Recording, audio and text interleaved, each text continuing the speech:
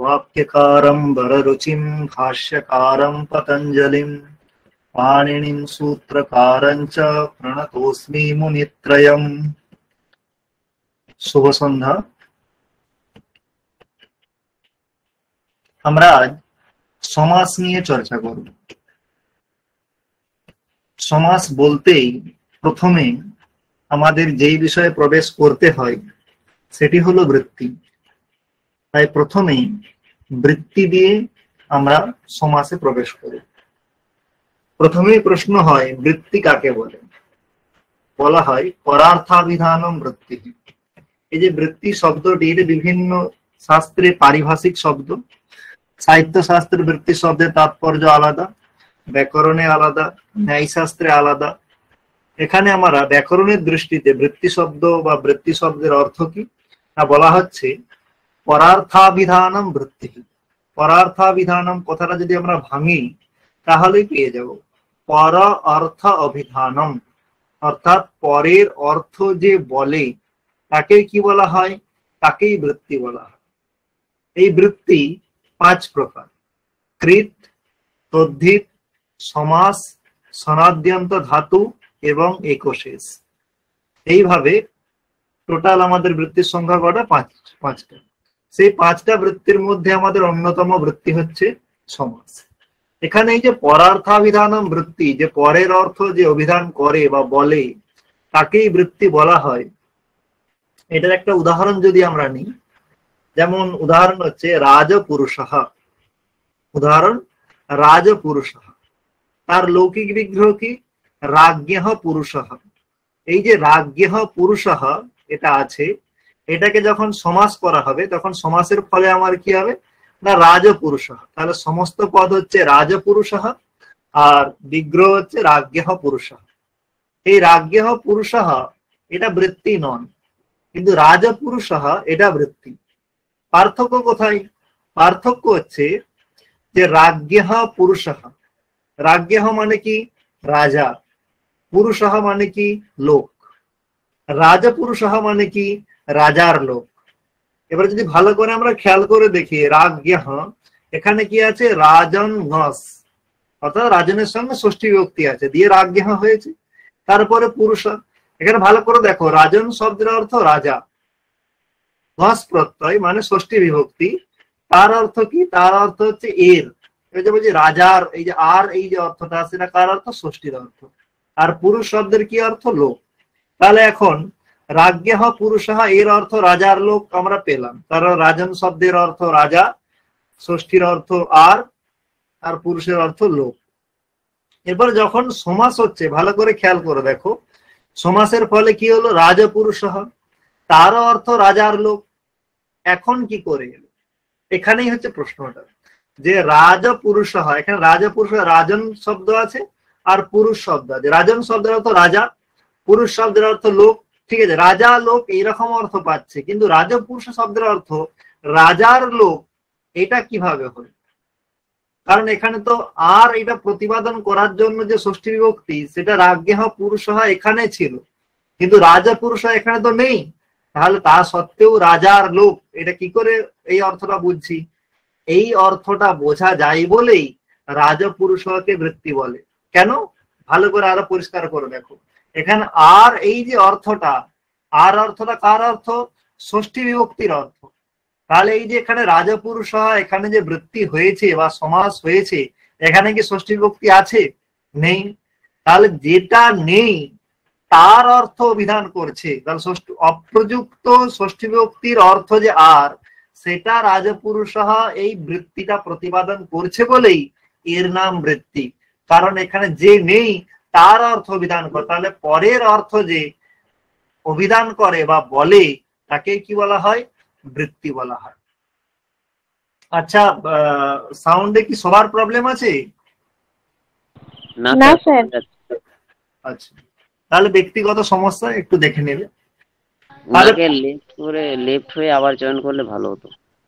পরার্থাভিধানম বৃত্তি, এই অংশটা আমার বোঝা গেল। তাহলে বৃত্তি কত প্রকার? না 5 প্রকার। এরকম যেমন সমাসে উদাহরণ দিলাম তেমন সব জায়গাতেই হবে, কৃতেও হবে। কৃত যদি আমরা ভালো করে দেখি, কৃত যেমন কুম্ভম করোতি কুম্ভকারঃ, এখানে যদি আমরা দেখি অমের অর্থ যে কর্ম, সেই কর্ম আমার কিন্তু কুম্ভকার এখানে বোঝানোর জন্য সেখানে কিন্তু অম বিভক্তি নেই, তা সত্ত্বেও বোঝা যাচ্ছে। দশরথস্য অপত্যম, দশরথের ছেলে, যখন দাসরথী করা হচ্ছে তখনও দশরথের ছেলে, তার দশরথের এখানে এরটা বোঝানোর জন্য তো কোনো শব্দ নেই। দাসরথী এখানে দশরথ শব্দ আছে, ই তদ্ধিত প্রত্যয় যার অর্থ অপত্য।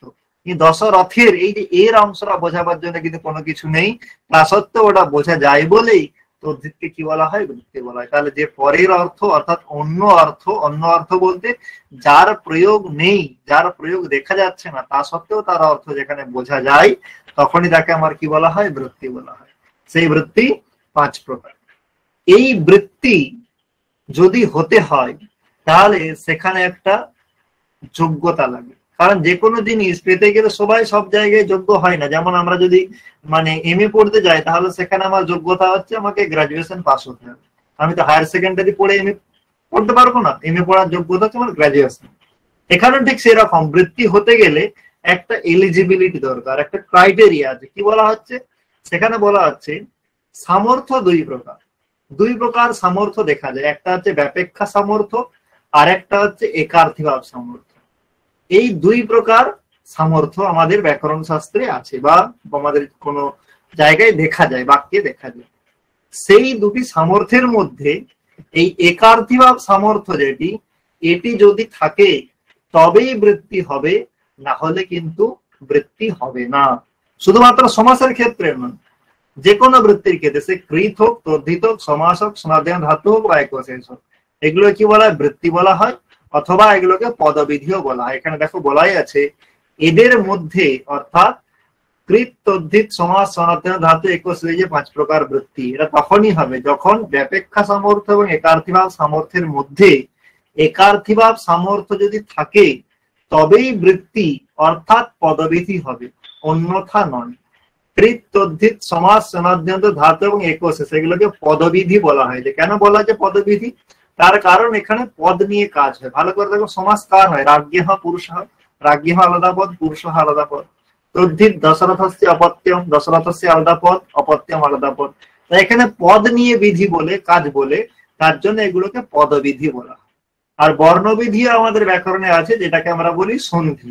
সেখানে 2টি বর্ণকে নিয়ে কাজ হয়, তাই তাকে কি বলা হয়, বর্ণবিধি।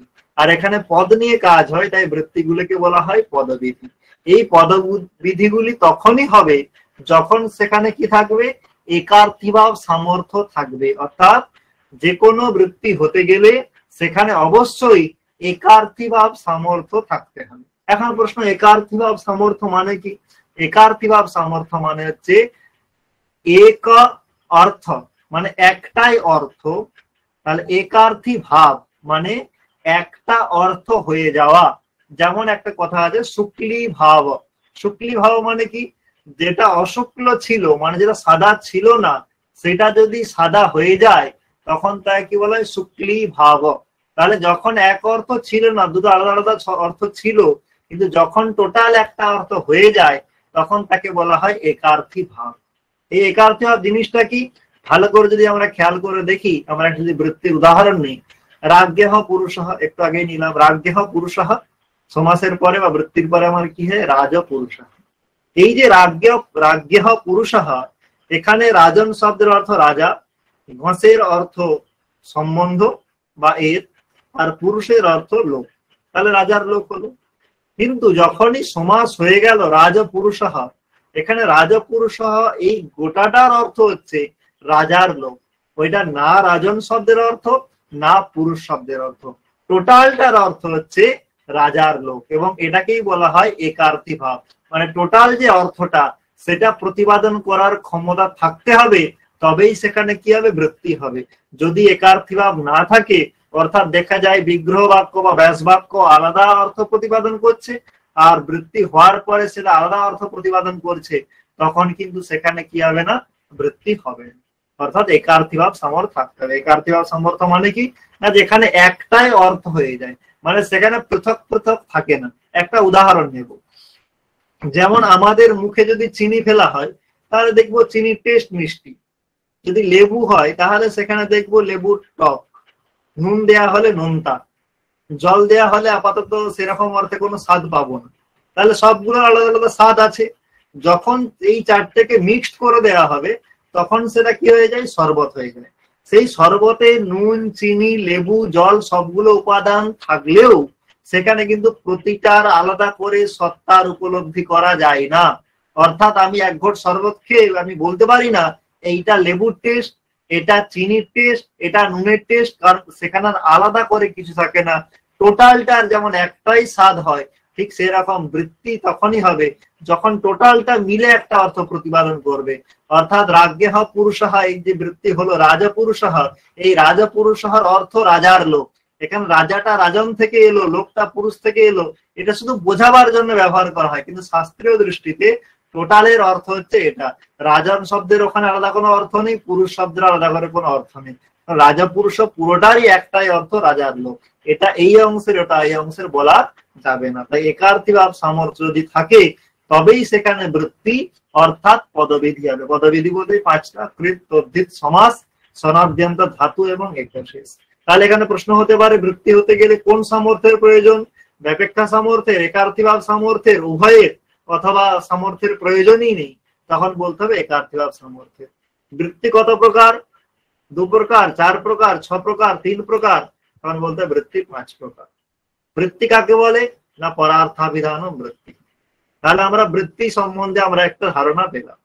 তাহলে এই বৃত্তি যখন হয় কৃত, তদ্ধিত, সমাস, সনাদ্যন্ত, ধাতু এবং একশেষ, ভালো করে যদি কৃত প্রত্যয় যখন যোগ হয় অথবা তদ্ধিত প্রত্যয় যখন যোগ হয় তার আগে একটা ভেঙে অর্থ দেখানো হয়। যেমন কুম্ভম করতি, তারপরে কি হলো কুম্ভকার, তাহলে কুম্ভকার এখানে কৃত প্রত্যয় হয়েছে। তার আগে দেখো কুম্ভম করতি, যেটা দেখাচ্ছে। তদ্ধিত প্রত্যয় হলো দাশরথী, দশরথ থেকে ই প্রত্যয়, যে দাশরথী হচ্ছে। তার আগে একটা অর্থ দেখানো হয় দশরথস্য অপত্যম দাশরথী। এই যে অর্থ দেখানো তাকে বলা হয় পারিভাষিক ভাবে বিগ্রহ। কি বলা হচ্ছে, বৃত্তি অর্থ অববোধকম বাক্যম বিগ্রহ। বৃত্তির অর্থ যদি ভেঙে নিই আমি, বৃত্তি অর্থ অববোধকম, অর্থাৎ বৃত্তির অর্থ যে অববোধন করায় বা বোঝায় সেই রকম বাক্যকে কি বলা হয়, বিগ্রহ বলা হয়। যেটাকে আমরা ব্যাস বাক্য বলে থাকি বা বিগ্রহ বলে থাকি, বিগ্রহই পারিভাষিক বলা হচ্ছে, তাকে কি বলা হচ্ছে, বিগ্রহ বলা হয়। এই বিগ্রহ 2 ধরনের দেখা যায়, একটা হচ্ছে লৌকিক আর একটা হচ্ছে অলৌকিক। বলছে লৌকিক ও অলৌকিক ভেদে বিগ্রহ 2 প্রকার। তাহলে লৌকিক বিগ্রহ কোনটা আর অলৌকিক বিগ্রহ কোনটা? এক কথায় বলে লৌকিক হচ্ছে যেটা যে বিগ্রহের প্রয়োগ লোকে করা যায় তাকে অলৌকিক বলে, আর লৌকিক বলে।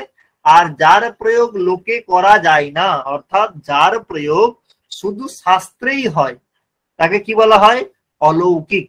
তাহলে অলৌকিক মানে কি, যেটা লোকে প্রয়োগ করা যায় না। অর্থাৎ লোকে প্রয়োগ করা যায় না বলতে আমাদের যে নিত্য ব্যবহার, আমরা যে ব্যবহার করি, কথাবার্তা বলি, সেখানে আমাদের সেই বিগ্রহের ব্যবহার করা যায় না, তার জন্য তাকে কি বিগ্রহ বলা হয়, অলৌকিক বিগ্রহ।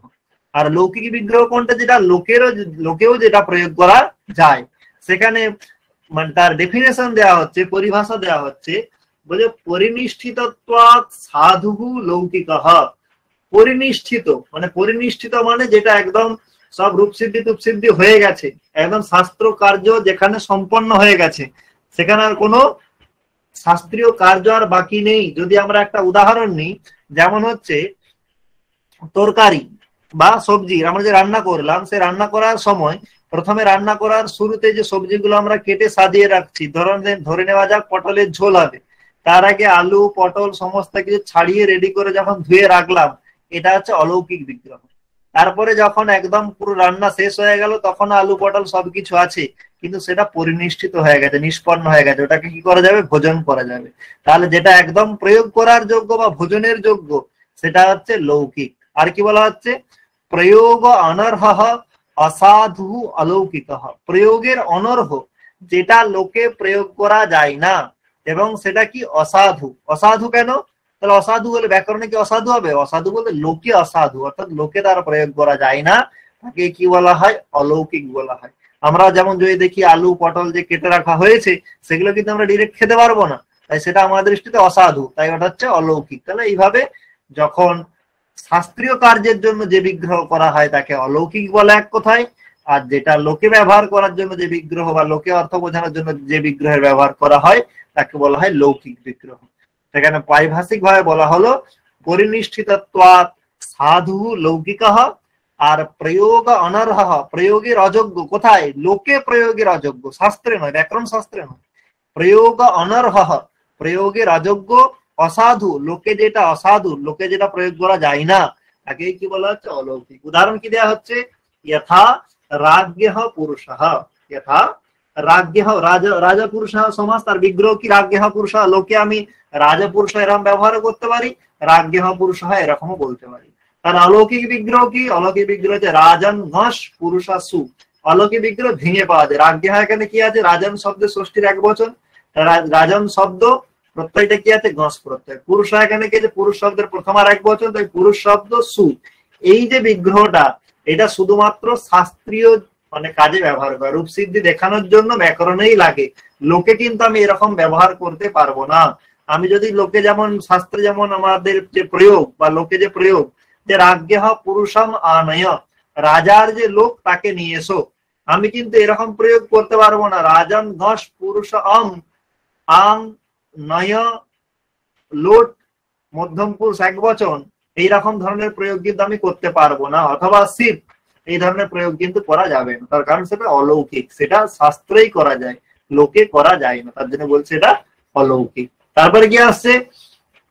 আরেকটা কথা বলছে, তাহলে যে বিগ্রহ যে বৃত্তির অর্থ যে বোঝায় তাকে কি বলা হচ্ছে?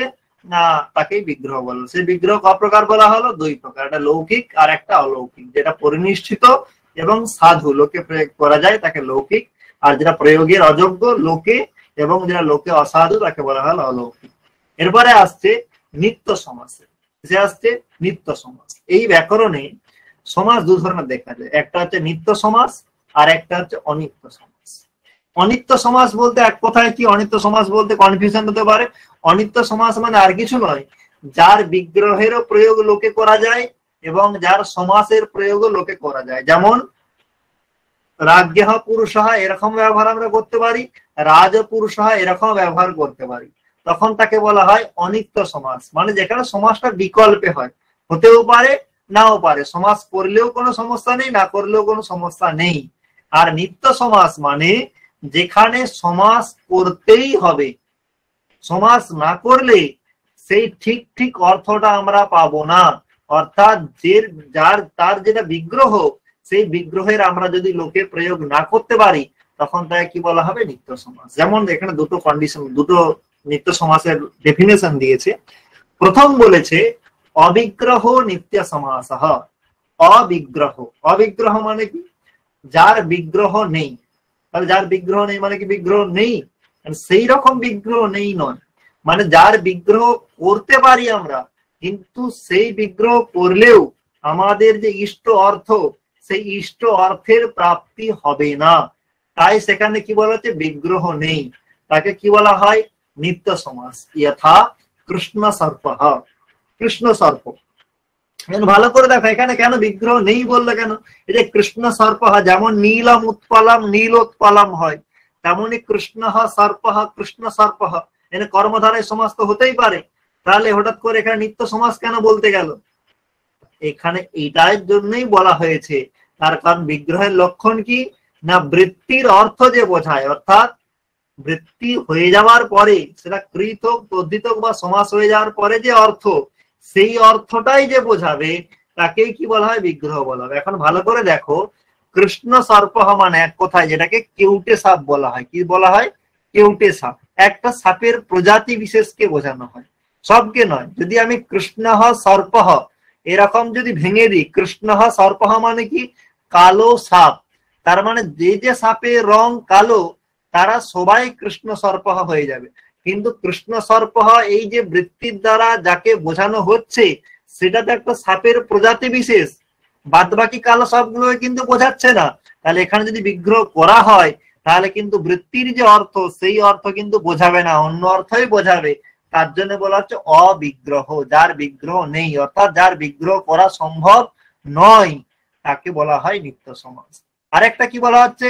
যার বিগ্রহ আমরা দেখাতে পারি কিন্তু সেই বিগ্রহ নিজের পদ দিয়ে নয়, অন্য পদ দিয়ে যদি দেখানো হয় তাহলে সেই ধরনের সমাসকেও নিত্য সমাস বলা হয়। বিগ্রহ দু ধরনের হয়, একটা হচ্ছে স্বপদ বিগ্রহ আর একটা হচ্ছে অস্বপদ বিগ্রহ। শব্দগুলো ভাঙলে শব্দগুলোর মধ্যেই সব লুকিয়ে আছে। স্বপদ বিগ্রহ, স্ব মানে নিজের, পদ দিয়ে যেখানে বিগ্রহ তৈরি করা হয় তাকে স্বপদ বিগ্রহ বলা হয়। আর ন স্বপদ বিগ্রহ, যেখানে নিজের পদ দিয়ে বিগ্রহ করা হয় না তাকে অস্বপদ বিগ্রহ বলা হয়। যেখানে নিজের পদ দিয়ে বিগ্রহ হয় না সেটাকেও নিত্য সমাস বলা হয়। নিজের পদ দিয়ে বিগ্রহ করা হয়, যেমন উদাহরণ রাজপুরুষ, এখানে সমাসকার হয়েছে রাজন আর পুরুষ শব্দের, তারই বিগ্রহ দেখানো যে রাজ্ঞ পুরুষ, তাহলে এটা হচ্ছে স্বপদ বিগ্রহ। আর অস্বপদ বিগ্রহ মানে কি, যেখানে নিজের পদ দিয়ে বিগ্রহ করা হয় না, অন্য পদ দিয়ে যেখানে অর্থ দেখানো হয়, যেমন উপকৃষ্ণম, এর বিগ্রহ কি দেখানো হয়, কৃষ্ণস্য সমীপম। ভালো করে দেখো বিগ্রহ কি দিয়ে দেখানো হয়, যে কৃষ্ণ পদ শব্দ দিয়ে আর সমীপ শব্দ দিয়ে। সমাস কাদের হয়েছে, উপকৃষ্ণম, উপ এবং কৃষ্ণ শব্দের, তাহলে উপ এবং কৃষ্ণ শব্দের বিগ্রহে প্রয়োগ থাকা উচিত ছিল, কিন্তু কৃষ্ণ শব্দের প্রয়োগ থাকলে উপশব্দের প্রয়োগের পরিবর্তে সমীপ শব্দের প্রয়োগ করা হয়েছে, তাই এটা কি অস্বপদ বিগ্রহ। তার জন্য এটাও কি সমাস, নিত্য সমাস। তাহলে বলা হলো অবিগ্রহ নিত্য সমাস, যেখানে বিগ্রহ করলেও ইষ্ট অর্থের বোধ হবে না বলে বিগ্রহ করা হয় না তাকেও নিত্য সমাস বলা হয়। এটা বিশেষ করে নাম বোঝাতে যে শব্দগুলো ব্যবহার করা হয় সেগুলোর ক্ষেত্রে এই ধরনের প্রয়োগগুলো হয়। কৃষ্ণ সর্প একটা নাম, একটা সাপের বিশেষ জাতির নাম বোঝাতে ব্যবহার হয়, কারণ নাম যেটা একটা নাম বোঝায় সেটা অনেক সময় ভেঙে দিলে সেই জিনিস আর বোঝাতে সক্ষম হয় না। আর একটা কি বললো, অস্বপদ বিগ্রহ, যেখানে নিজের পদ দিয়ে বিগ্রহ হয় না, অন্য পদ দিয়ে দেখানো হয়, তখন তাকে নিত্য সমাস বলে। যেমন আমরা একটা প্রসিদ্ধ কারকের সূত্র পড়েছি, প্রাতিপদিকার্থ লিঙ্গ পরিমাণ বচন মাত্রে প্রথমা। এই যে এখানে প্রাতিপদিকার্থ লিঙ্গ পরিমাণ বচন মাত্রে, এই যে মাত্রে দেখানো হয়েছে, এটা হচ্ছে অস্বপদ বিগ্রহ। এর যখন বিগ্রহ ভাঙা হয় তখন বলা হয় প্রাতিপদিকার্থস্য লিঙ্গঞ্চ পরিমাণঞ্চ বচনঞ্চ, দিয়ে বলা হয় প্রাতিপদিকার্থ লিঙ্গ পরিমাণ বচনানি, আগে দ্বন্দ্ব সমাস হয়, তারপরে বলা হয় প্রাতিপদিকার্থ লিঙ্গ পরিমাণ বচনানি এব, এব দিয়ে বিগ্রহ করা হয়, কিন্তু সমাসের ফলে কি রূপ পায়, প্রাতিপদিকার্থ লিঙ্গ পরিমাণ বচন মাত্রম, তার সপ্তমীতে মাত্রে। তাহলে এখানে সমাস করা হলো মাত্র শব্দ দিয়ে, কিন্তু বিগ্রহ দেখানো হয় এব শব্দ দিয়ে, তাই ওটাও অস্বপদ বিগ্রহ, তাই ওটা কি বলা হয়, নিত্য সমাস বলা হয়। তাহলে যেখানে অস্বপদ বিগ্রহ হবে তাকে নিত্য সমাস বলা হবে, যথা উপকৃষ্ণম। এরপরে আমাদের আসছে যে আমার সমাস কয় প্রকার না, বলা হচ্ছে অব্যয়ীভাব, তৎপুরুষ, বহুব্রীহি ও দ্বন্দ্ব ভেদে সমাস 4 প্রকার। তাহলে এই যে মতটা বলা হলো, কি বলা হচ্ছে, এটি প্রায়বাদ। কি বলা হচ্ছে, এটি প্রায়বাদ। প্রায়বাদ মানে প্রায় বলা হয়ে থাকে কিন্তু এটা যথার্থ নয়, তাই প্রায় বলা হয়ে থাকে বলা হয়। মানে এরকম প্রসিদ্ধি আছে যে অব্যয়ীভাব, তৎপুরুষ, বহুব্রীহি এবং দ্বন্দ্ব সমাস 4 প্রকার দেখা যায়, এরকম প্রসিদ্ধি আছে, কিন্তু বাস্তবতা সেরকম বলে না। তার কারণ দেখো, আমাদের লোকে কি প্রসিদ্ধি আছে সেই নিয়ে শাস্ত্র চলে না।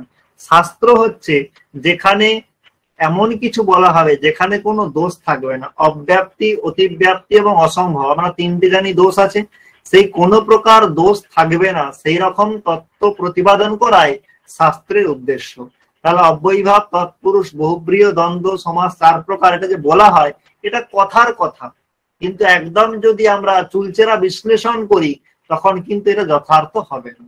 কারণটা পরেই বলা হচ্ছে, এমনও সমাস আছে যা এই 4টি ভেদের অন্তর্গত হয় না। অব্যয়ীভাব, তৎপুরুষ, বহুব্রীহি, দ্বন্দ্ব বাদ দিয়েও আরো সমাস আছে, যেমন কেবল সমাস। কেবল সমাস মানে যে সমাস অব্যয়ীভাব, তৎপুরুষ, বহুব্রীহি এবং দ্বন্দ্বের মধ্যে পড়ে না, যথা ভূতপূর্ব, পূর্বম ভূতঃ ভূতপূর্বঃ, এখানে কেবল সমাস হয় সহসুপা সূত্রের দ্বারা।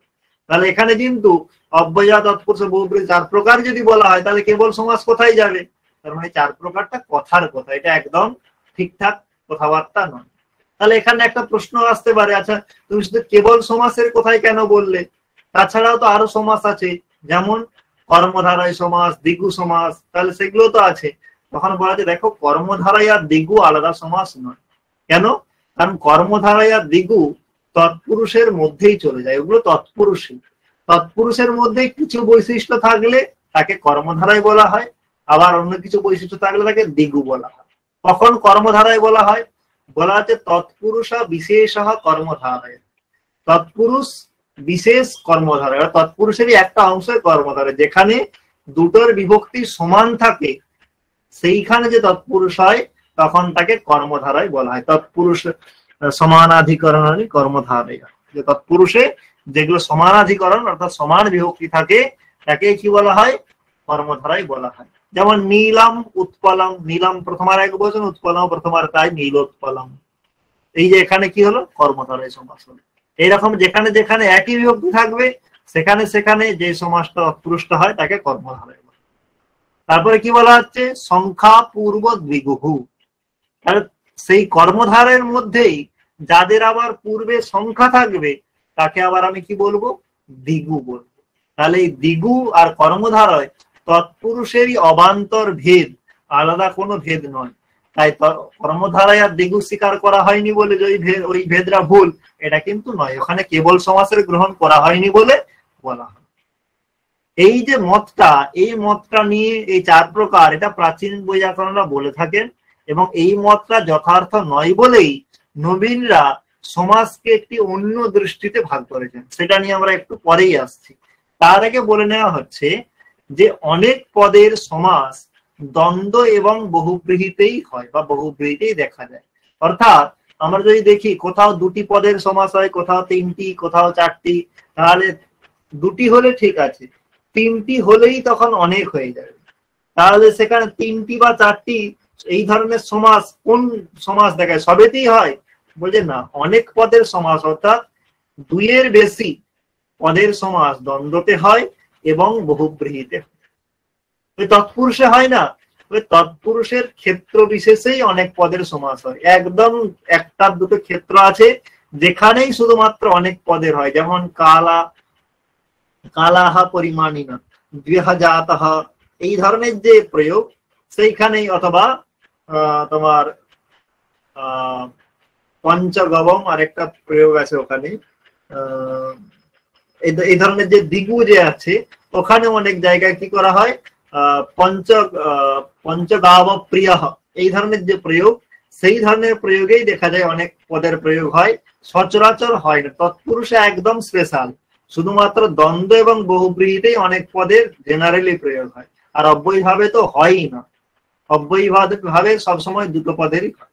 এবার এই যে একটু আগে বললাম যে অব্যয়ী ভাব, তৎপুরুষ, বহুব্রীহি এবং দ্বন্দ্ব, এই যে চার প্রকার, এটা কথার কথা, ঠিক ভাগ বা ঠিক শাস্ত্রীয় দৃষ্টি নয়। ওর জন্য নবীনরা কি বলে থাকে? নবীন মতে সমাস 6 প্রকার। এটা ভট্টজি দীক্ষিত দেখিয়েছেন সিদ্ধান্ত কৌমুদে। কি বলা হচ্ছে? খুব প্রসিদ্ধ কারিকা, সুপাম সুপা তিঙা নামনা ধাতুনাথ তিঙাম তিঙা সুবন্তেনেতি বিজ্ঞেয়ঃ সমাসঃ ষডবিধো বুধৈ। সুপাম সুপা, সুপের সঙ্গে সুপের, সুপের সঙ্গে তিঙের, সুপের সঙ্গে নামের, সুপের সঙ্গে ধাতুর, তিঙের সঙ্গে তিঙের, তিঙের সঙ্গে সুপের। সুপের সঙ্গে সুপের মানে আর কিছু নয়, সুবন্ত পদের সঙ্গে সুবন্ত পদের। আর সুপাম তিঙা মানে যে সুবন্ত পদের তিঙন্ত পদের সঙ্গে। আর সুবন্তের নামনা মানে প্রাতিপদিকের সঙ্গে। আর সুপাম ধাতু না মানে সুবন্তের সঙ্গে ধাতু। আর তিঙাম তিঙা মানে তিঙন্তের সঙ্গে তিঙন্তের। আর তিঙাম সুবন্তের মানে তিঙন্তের সঙ্গে সুবন্তের। একদম উদাহরণগুলো এখানে দেওয়া আছে একটা একটা করে। সুবন্তের সঙ্গে সুবন্তের সমাস যেমন রাজা পুরুষ, রাজ্ঞা পুরুষ, রাজ্ঞা আলাদা সুবন্ত, পুরুষ আলাদা সুবন্ত, তাই এখানে রাজা পুরুষ। কোন সূত্রের দ্বারা? যে ষষ্ঠী সূত্রের দ্বারা। সূত্রগুলো জাস্ট দেওয়া আছে। সুপাম তিঙা, সুবন্তের সঙ্গে তিঙন্তের, যেমন হচ্ছে পরিয় ভূষয়াত। আমরা যদি এটাকে ভাঙি তাহলে আমরা কি পাবো? পরি অভূষয়াত। তাহলে আমরা দেখতে পাবো পরি হচ্ছে সুবন্ত আর অভূষয়াত হচ্ছে তিঙন্ত। তাহলে এখানে মনে হতে পারে স্যার পরি তো উপসর্গ বা পরি অব্যয়, তাহলে এখানে কি করে মানে আপনার মানে সুবন্ত কি করে হলো? কই বিভক্তি তো দেখা যাচ্ছে না। তাহলে এখানে বুঝতে হবে যে উপসর্গ বা এই যে পরি প্রতি এগুলো যে আছে, এগুলো অব্যয় হয়ে হওয়ার জন্য এগুলো থেকে বিভক্তি তো হয়, বিভক্তি হলেও তার কি হয়ে যায়, লোপ হয়ে যায়। যেমন যত্র, তত্র, পুত্র, এগুলোতে আমরা বিভক্তি দেখতে পাই না, তার মানে এই নয় যে এদের সঙ্গে বিভক্তির যোগ হয় না, এদের সঙ্গে বিভক্তির তো যোগ হয়, কিন্তু সূত্র বলে সেই বিভক্তির লোপ হয়ে যায়। তাই এখানেও কি হয়ে যায়, সূত্রে বলে সেখানে বিভক্তির লোপ হয়ে গেছে বলে আমরা বিভক্তিটা দেখতে পাচ্ছি না।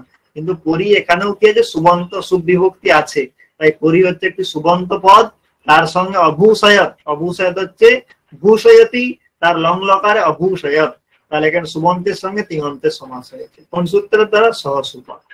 সুপাম নামনা, সুবন্তের সঙ্গে প্রাতিপদিকের সমাস, যেমন কুম্ভকার, কোন সূত্র দ্বারা হয়েছে, উপপদম অতি। এটা কি করে হলো স্যার, প্রাতিপদিকের সঙ্গে কার হাতে বিভক্তি আছে। যদি তোমরা একটু শাস্ত্রীয় যদি পড়ে থাকো তাহলে এরকম সিচুয়েশন থাকে, কুম্ভ ঘস কার, এইটা কুম্ভ থেকে দেখো বিভক্তির উৎপত্তি হয়েছে, কিন্তু কারোর পরে সুবিভক্তি নেই, কিন্তু এই অবস্থাতেই উপপদম অতিং এই সূত্রের দ্বারা সমাস হয়েছে, তাহলে এটা সুবন্ত হলেও এটা কিন্তু সুবন্ত নয়, এটাতে প্রাতিপদিক।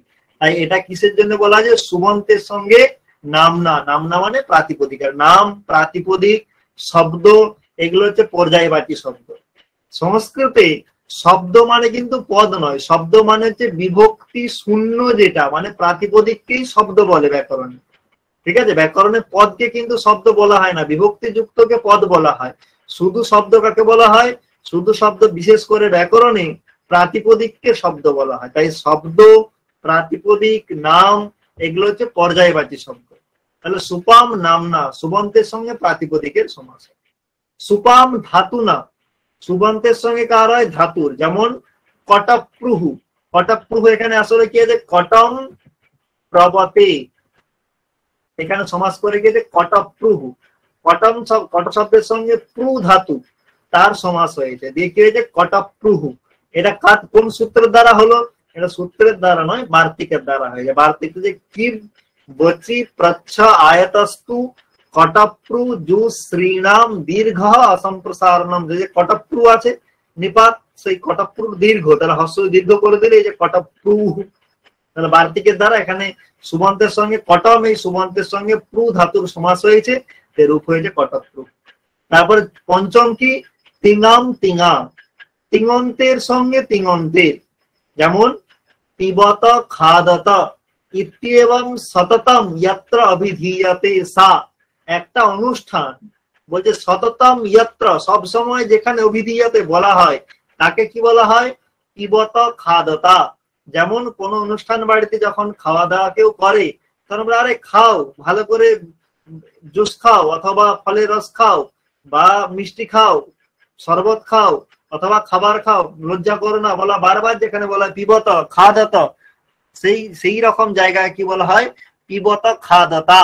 তাহলে এখানে কি, পিবত এবং খাদত দুটোই হচ্ছে তিঙন্ত। পিবত কথাকার রূপ, পিবত হচ্ছে পা ধাতুর লোট লকার মধ্যম পুরুষ বহু বচন, খাদত হচ্ছে খাদ ধাতুর লোট লকার মধ্যম পুরুষ বহু বচন, তাহলে দুটোই তিঙন্ত পদ। সেই তিঙন্ত পদের সমাস হয়ে কি রূপ হয়েছে, পিবত খাদতা। কার দ্বারা হলো, না আখ্যাতম আখ্যাতেন ক্রিয়া সাতত্যে, এই বার্তিকের দ্বারা এখানে কি হয়েছে, সমাস হয়েছে।